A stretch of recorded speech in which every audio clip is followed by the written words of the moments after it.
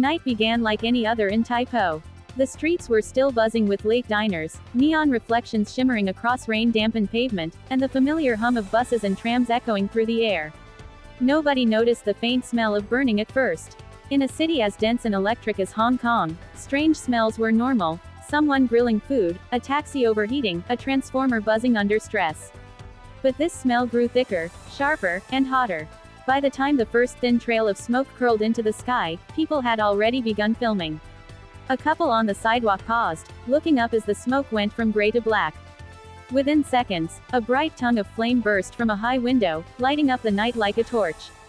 Someone screamed. Someone else dropped their groceries. A group of teenagers, who had been laughing moments earlier, froze as the fire exploded outward in a shower of sparks. Inside the skyscraper, everything unraveled at terrifying speed. On the 18th floor, a woman was washing dishes when the lights flickered. She thought it was a power surge, until the hallway outside filled with smoke. Her cat bolted under the bed as she grabbed her phone, dialed for help, and ran barefoot into the corridor. Doors slammed open all around her. Children cried. People shouted instructions that no one could hear over the rising alarm. A young delivery driver trapped in an elevator felt the cabin shake slightly as the fire spread above. When the doors finally opened at the next floor, he stumbled out coughing, joining a flood of residents rushing toward the emergency stairwell.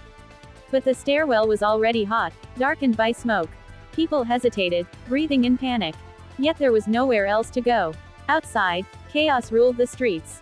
Cars honked at each other as drivers tried to flee, only to find themselves stuck in gridlock.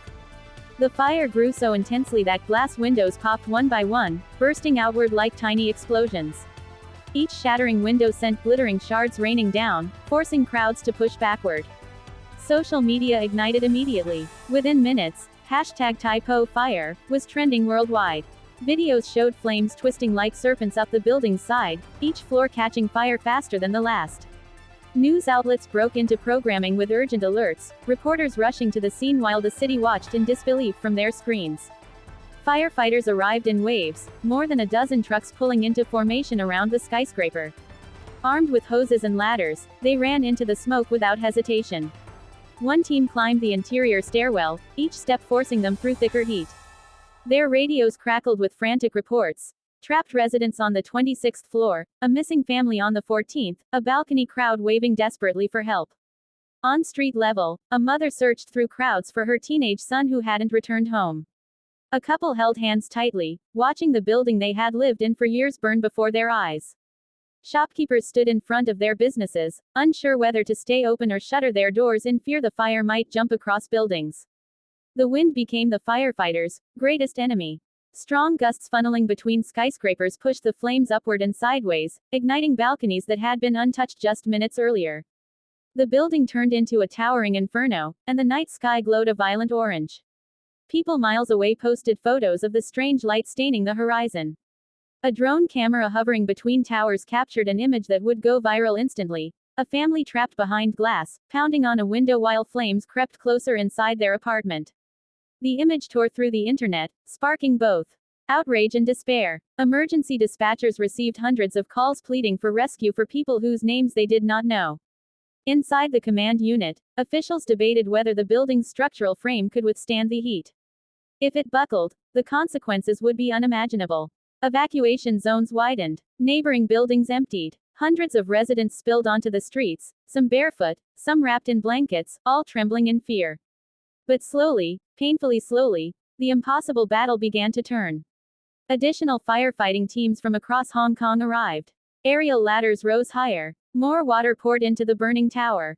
Sections of the building that had looked lost began to dim. Flames that had roared hours earlier started shrinking under relentless pressure. By the time the sky paled with the first light of dawn, the skyscraper was no longer engulfed, only smoldering. Fire crews, soaked in sweat and ash, stood exhausted but victorious. The building's once shiny exterior was now a burnt, blackened skeleton. Windows gone, walls charred, homes destroyed. Displaced families gathered in community centers where volunteers served water and comfort. Reporters swarmed the scene as officials promised a thorough investigation. Rumors spread: faulty wiring, illegal renovations, ignored maintenance warnings, but nothing was confirmed. Yet as dramatic as the night had been, the most haunting moment came quietly. An old man returned to the edge of the evacuation zone and stared up at what used to be his home.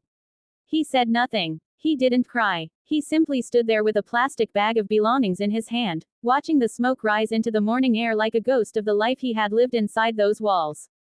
And as the sun climbed higher over Hong Kong, the world realized this was not just another fire.